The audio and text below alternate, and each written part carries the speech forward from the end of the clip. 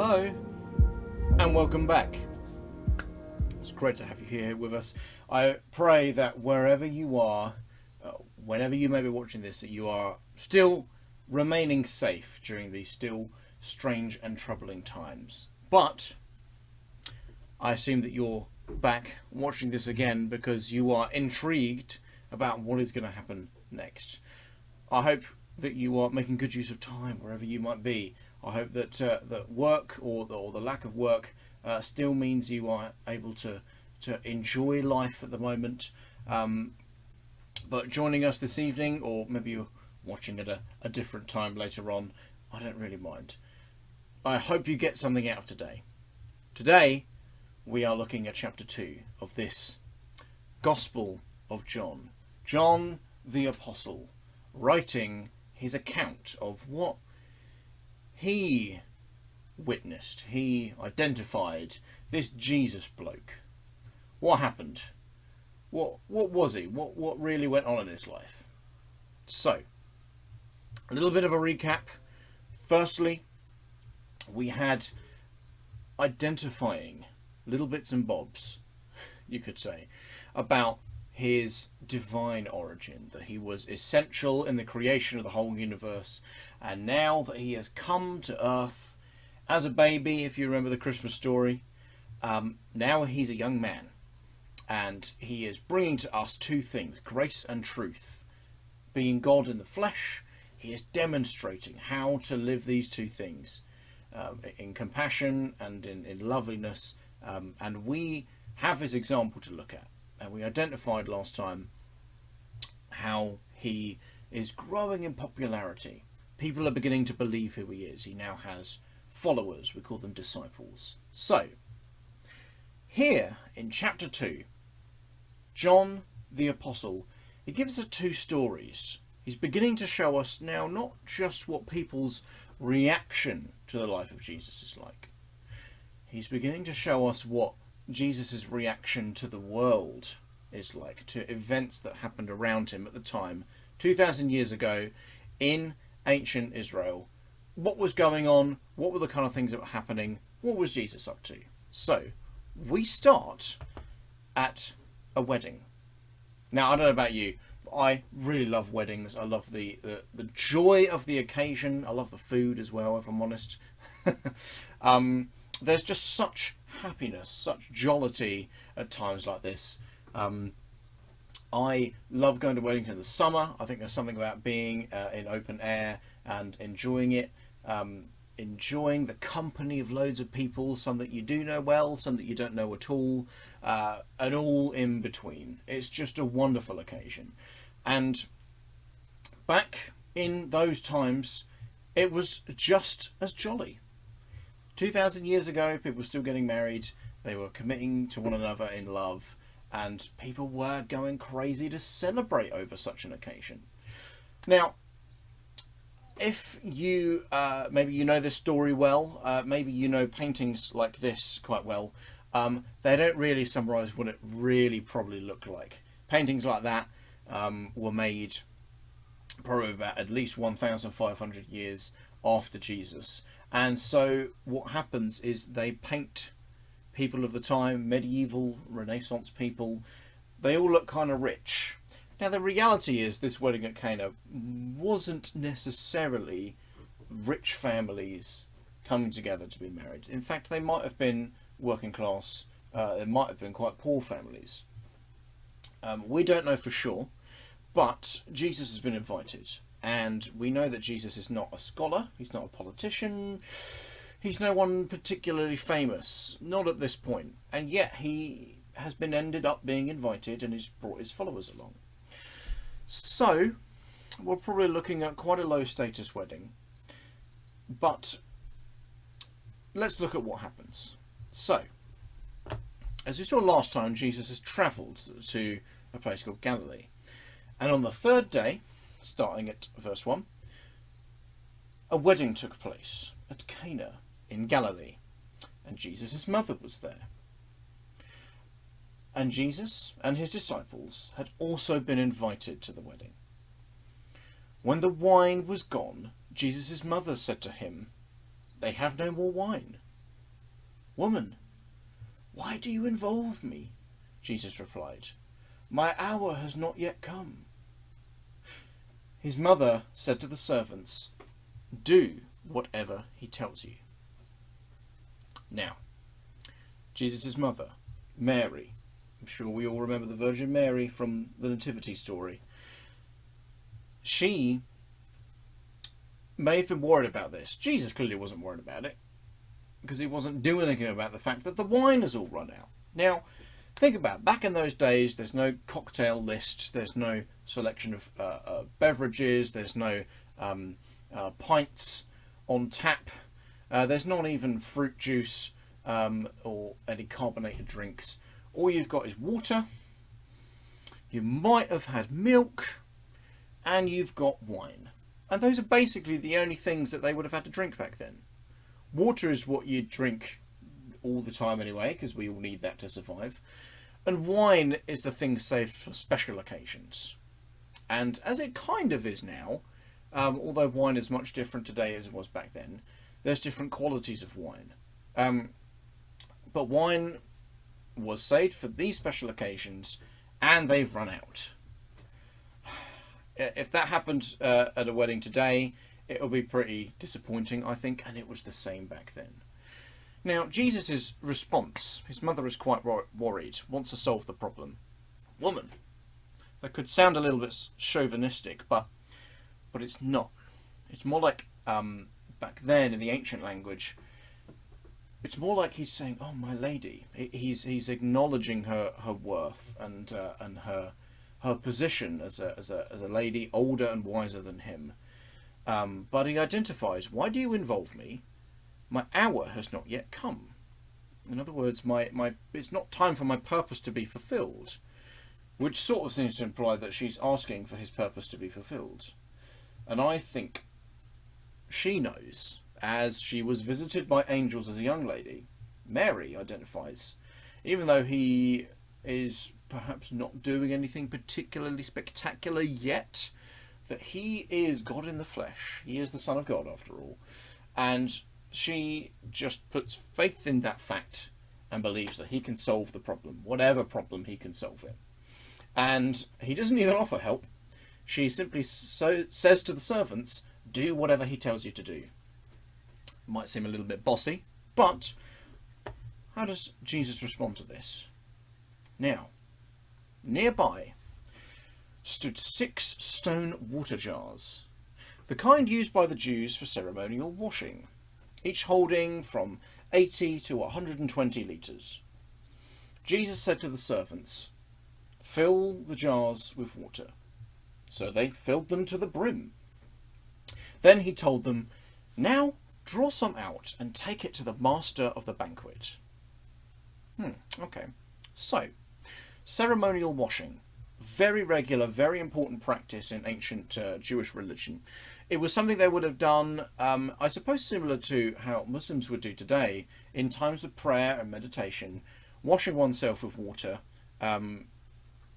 partly out of genuine cleanliness, but they had this identification that they were all impure, imperfect, but that God wanted them to be perfect and wanted people to strive for perfectness. And so ceremonial washing is sort of this image of cleansing oneself spiritually. And as we find nowadays with just normal bathing and showering, we need a lot of water. So 6 stone water jars, pretty big on average, holding about 100 litres. So we've got 600 litres of water, and they're filled to the brim. Jesus has told these people. Now, I don't know whether he was just like, "Oh, Mum's got me doing chores again," and he did it out of boredom. I think that's probably unlikely. I think everyone was probably filled with jollity on this occasion. The servants, however, you can imagine that this guy that they don't even know, who's travelled from 150 kilometres away, he's not part of the village. He's turned up and his mum's bossing him around, telling him to do this thing. What on earth is going on? I can imagine they just might be doing it to humour him. Or maybe they have the genuine faith to trust him. Who knows? But either way, what happens is they do what he says. Now, here's a picture of the type of thing that they would have had. This is one actually in the Holy Land. You could go and visit yourself. This one has become a bit of a shrine in a church that they've built there, but pretty open top. And you can see that it would be quite obvious that water is in that. It's not anything else. There's not a little hole in the top that makes it hard to see what's in the vessel. Big open bowl, basically. You can tell that that's filled to the brim with water if you've just filled it up yourself, especially. However, they did so. They did just as Jesus is telling them to do.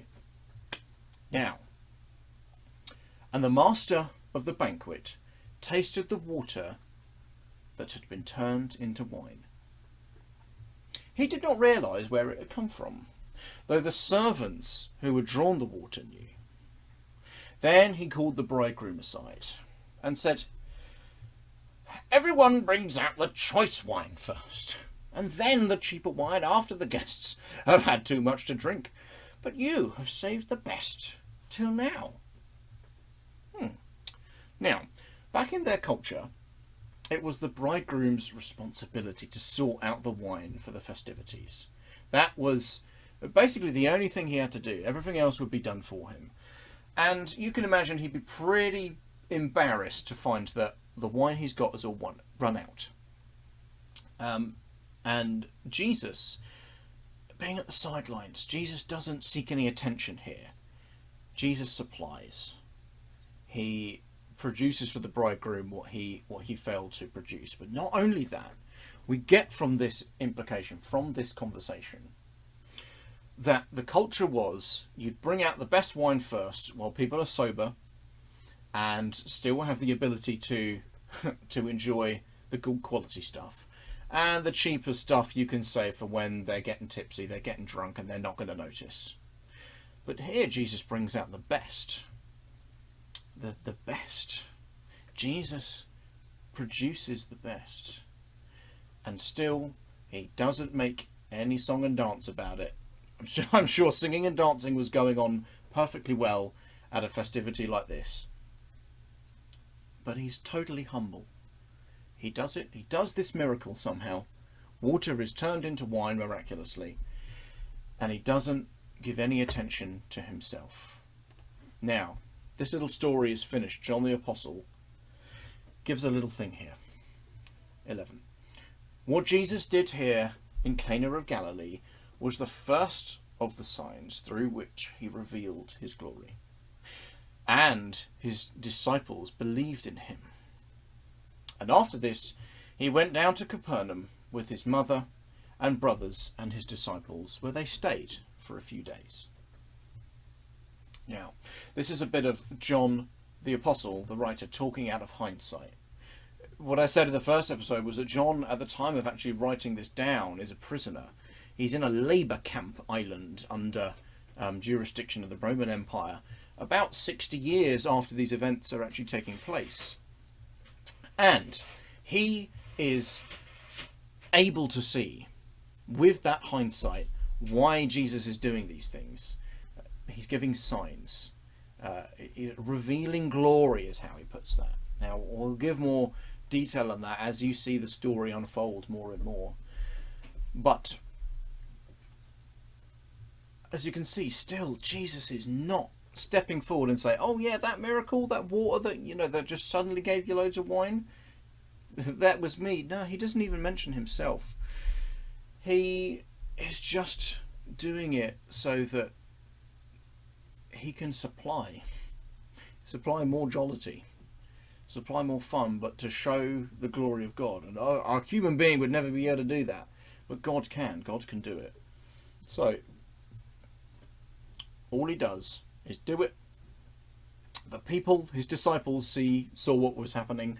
The servants undoubtedly would have seen what was happening, and news of these miraculous signs would naturally start to spread from this. But Jesus doesn't hang around. He goes to Capernaum, a different town, which is where his family would have been staying, and he goes there with his disciples. So, that is the first of these little stories that John has brought to us. We have this wedding, a moment of joy, And Jesus does the first of his many miracles. He's not healing anyone yet. He's not making the blind see or cleansing people with leprosy yet. He's just doing an actually very simple thing, but out of joy, wanting to bring joy to people. He doesn't want there to be frustration. Ultimately, when God comes into the picture, there is happiness. So, let's move on. The second story is quite different. Jesus is now responding to a very important religious festival in the Jewish world called Passover. And it would have been a massive pilgrimage. People all over Israel come to the capital, Jerusalem, specifically to come to this temple. Here's a picture of it. And there's a little close-up there of the centre where the Jewish people believed that the very presence of God was in this place. Very sacred. It would be like Mecca to Muslims today. That there is this one point where the presence of God is concentrated, and we go there because there's nowhere more sacred. And this one festival was a reminder of the Passover, if you know the story of Moses. Again, I recommend watching The Prince of Egypt for that one. But a reminder of God's provision for saving the Jewish people, saving God's people, and eventually delivering them to this promised land where they dwell and have this big temple and this big city and they prosper. Once a year they would gather and celebrate. So, Jesus comes to the temple, presumably to worship and pray. So, I will read verse 13. When it was almost time for the Jewish Passover, Jesus went up to Jerusalem, and in the temple courts he found people selling cattle, sheep and doves, and others sitting at tables exchanging money. So he made a whip out of cords and drove all from the temple courts, both sheep and cattle. He scattered the coins of the money changers and overturned their tables. To those who sold doves, he said, "Get these out of here! Stop turning my Father's house into a market." And his disciples remembered that it was written, "Zeal for your house will consume me." Now that last bit is in one of the Psalms, an ancient poem that would have been written down about 1,000 years beforehand. And that zeal, that passion, spoken of almost like a prophecy, is now real in front of them. Jesus, this peaceful bloke who loved to show compassion and humility, is now really angry. It's the big time of year. He goes into the temple and he finds it's not worship, it's not purity, it's people making profit. Now, these animals, they did actually have a relevance. They were sacrificed as part of the religious process. Now, that might sound like this buying and selling would be justified, but let's see it from Jesus' point of view. Jesus, who understands himself to be the Son of God. God in heaven is his Father. God in heaven created him and created the world with him. And here is the place where God has decided that historically he's going to get people to this temple as the focal point of worship, because that's where the presence of God, the Father, has decided to dwell. It should be a very holy place. It should be a very important, very sacred location. And he turns up and people are using it to make profit.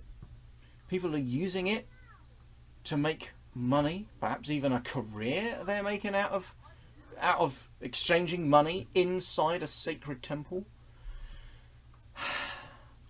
Now, you can understand Jesus' anger ordinarily, but it's even more profound to understand that Jesus is the Son of God, that this is his Father's household. And that's why he says, "Stop turning my Father's house into a market." Could you imagine if you went to visit your parents, your beloved family home? You go there and a bunch of people that you don't know have turned up and have started grabbing the silverware, grabbing the vases, grabbing the heirlooms, and are trying to sell them off. wouldn't that anger you? It's the same anger that we first see here in Jesus, perhaps. Now, these people believed they were doing the righteous thing, so they respond. The Jews then responded to him, "What sign can you show us to prove your authority to do all of this?" And Jesus answered them, "Destroy this temple, and I will raise it again in 3 days." Okay, bit of a weird response there. So they're looking to him, this somewhat nobody, this carpenter's apprentice. He's not a scholar. He's no politician. He's not really that famous yet, and certainly not in the capital city. Maybe news has spread about him in Galilee and Bethany, but not here. Who is this guy? What authority does he have? And he talks about, right, destroy the temple and I will raise it again in 3 days. Now, to build a temple in 3 days, that would require godlike power, especially on a temple of this scale. And that is exactly what John, again writing in hindsight, is able to shed light on here. So, when Jesus gives this weird response, they replied, "It has taken 46 years to build this temple, and you're going to raise it in 3 days?" But, and he narrates, the temple he had spoken of was his body. After he was raised from the dead, his disciples recalled what he had said. Then they believed the scripture and the words that Jesus had spoken. So, saying what Jesus did, identifying that, well, if you destroyed this temple, I can raise it again in 3 days. They are still fixated on this idea that he's talking about the physical temple. But what Jesus and his disciples have experienced is that actually, okay, this household, this temple, the middle of it, this building that is meant to contain the very presence of God. Well, just a little while before, we saw Jesus being baptized and the Spirit of God went into him and filled him. Jesus' body is now the temple, that he's talking about. And of course, he's talking about a time where actually, whereas they should understand that Jesus is the most important thing, because he is God in the flesh, they are still going to believe that the temple is the most important thing, just a physical building. And they will try to destroy the other temple. They'll try to destroy Jesus. But he, being the true temple, is going to rise again in 3 days. So, he's saying this. We get the picture that the people he's talking to, these money changers, these people making a profit in a sacred place, they probably don't understand because they're too fixated on their money still. Their greed has overtaken them. And I think Jesus gets this. He doesn't stick around for very long. So the last piece of this chapter, the festival carries on. There is feasting and they would be celebrating as part of this. And number 23. Now, while he was in Jerusalem at the Passover festival, many people saw the signs he was performing and believed in his name. But Jesus would not entrust himself to them, for he knew all people. He did not need any testimony about mankind, for he knew what was in each person. Now we see that humility continue here. He does not dwell in the temple for a long time. That's what John's identifying. The festivities continue.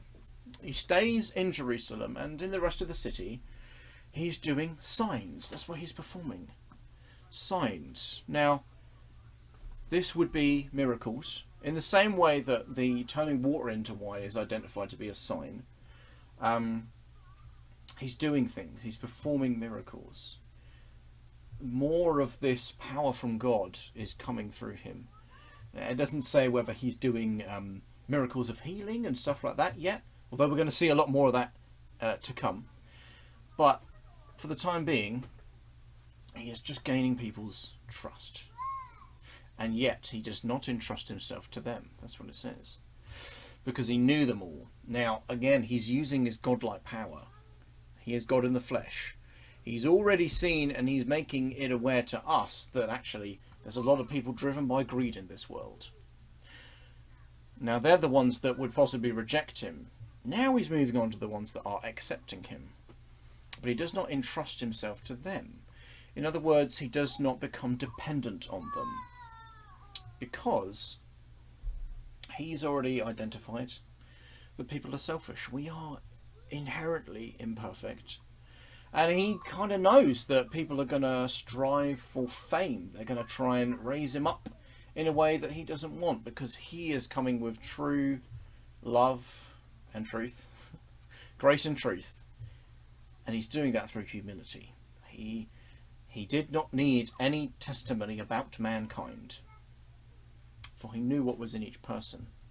He knew that their motives wouldn't be quite right, and sometimes, hey, perhaps that's something we still struggle with.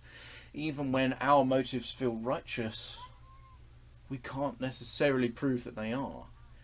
Only Jesus is in this case. Only he is pure, because only he is the one that is God in the flesh. We can still strive to be like him, and that is why he came, as that demonstrator.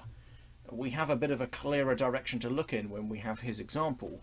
But he is not looking, like a politician or perhaps a scholar would do, to be made famous by praise of people. Because he's confident. He's already got all the praise of heaven. He doesn't need human beings. He doesn't need mankind to bolster him. He doesn't need anything from human provision to help him out. He's already got all that he requires from God, from the kingdom of heaven. So, here we've had a couple of these stories. We see firstly Jesus acting at the sidelines to continue to give jollity to an already joyous occasion, and then we see a righteous and truthful anger from Jesus.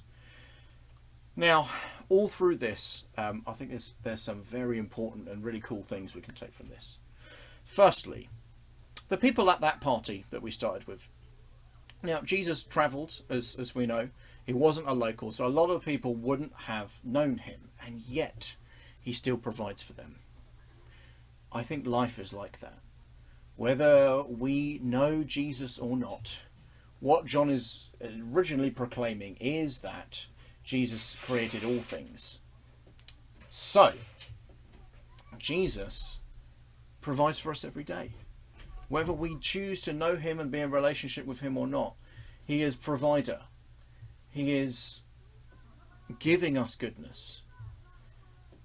And it's showing us, he's showing us his demonstration that it wouldn't still be right for him to get all the attention, but wouldn't it be nice of us to thank him? Now, that's the first thing. The second thing is, now, we don't really have kind of religious sites like this temple in Jerusalem. The closest thing you might have is a cathedral, something like that. But even then, what Jesus is saying through this story is that the most important thing is him. Not a building, not a structure, but it's him. And I think in this time, I'm noticing fascinating things about the way that Christians are acting. We think about church often as the building, as the structure where people meet on a Sunday morning. But in fact, church is so much more than that. Church is the community. And through online, through social media, the church is actually becoming super active, arguably more than ever before. And more people are finding sermons and enjoying them than ever before online. The church is reaching people that they wouldn't otherwise be able to reach with love and kindness. Isn't it just proof that actually it's not about a building? It's so much more than that. A building is so finite, can only achieve so much in of itself. And even then it depends on us using it correctly. But actually Jesus is saying, no, you've got it all wrong. Even those who thought they had it right, or those who were making a profit out of something that should have been sacred. Now, I know there are many people out there that are hurt or angered by the fact that there are perhaps church organisations or maybe individuals who have so unrighteously and so selfishly used churches, used Sunday services, used the message of Jesus to get profit, to make money for themselves. And if you hate it, well, hey, don't worry, because Jesus has proven that he hates it as well. You know, money isn't a bad thing. We all require it to live. But for people to turn something that should be beautiful and sacred into an opportunity to make money, well, Jesus is identifying that that temple is his body. And to make money out of a body, is that not prostitution, effectively? For people to prostitute off Jesus' body, I think he hates that perhaps more than a lot of other things. I'm not God, so I can't say what he hates more than others, but Jesus' reaction is definitely proof that he hates it. So I want to just say quickly, for all those who may have been hurt by that, on behalf of the church, I'm really sorry. That was never how it was meant to be. I wish Jesus was there like he is now at the moment. We're driving out everything that was incorrect. But the fact is that Jesus is the one turning the wrong into the right. If we sit and complain about something that we don't like, actually the problem isn't solved. We have to focus on Jesus. We have to focus on him, the demonstrator of grace and truth. And we can see he didn't seek his own fame. He didn't rely on us because he didn't want to depend on imperfection. He just trusted in God. He made the main thing, so to speak. So in this time where it's super easy to be confused by all the conspiracy theories going around, all the different news going about, we don't know how and when this lockdown is going to be lifted, but it's going to come eventually. But there's still lots of confusion around. But as in these stories, there are still times for festivity. Now, I'm sure once all the pubs open, once all the restaurants open, it's going to be crazy. People are going to be so happy to see one another, to eat out, to drink with one another, all those things. It's going to happen. Festivities are perhaps just a part of human civilization. And it might be easy to forget God in all of that. But remember, like that story, he's at the sideline, he's supplying, he's working. And he's giving good quality. He made the earth good and beautiful, so whatever he produces, it's going to be the best. It's going to be better than anything else humans can make. We learn that from that story. But also that he wants us to focus on the main thing, to not be taken away by the things that tempt us to be selfish. We're not to love money. We're not to treat beautiful things incorrectly. Actually, we're meant to keep other things pure. We're meant to keep ourselves pure, in a sense. And we're meant to love what is beautiful. We're meant to love what's lovely. And how do we know what's lovely? Well, as John the Apostle wrote, all grace and truth, all things were made through him. Love itself was produced by him. So we focus on Jesus. That's my encouragement. Now, you may agree, you may completely disagree. That's why I'm doing this video. As always, keep the questions coming. No matter difficult and grueling you think a question is, I want to see it come our way. Because we want to grapple with that. We want to keep the conversation going. Keep the flow of debate, if need be. We want to tackle the toughest questions. Because we believe that Jesus brought the truth. And we don't discover the truth unless we talk about it, basically, unless we investigate it. So, wherever you are, I hope you really enjoyed these couple of stories from the early time of Jesus' adulthood, where he is now reacting to the world around him, gifting to the world, getting angry at the bad things, and overall showing humility. There is so much we can learn from that, for this time in lockdown and for afterwards when civilization goes back to normal. So, until the next video, I hope you are keeping safe. I hope you really enjoyed that. I hope you have questions. Until the next time, God bless.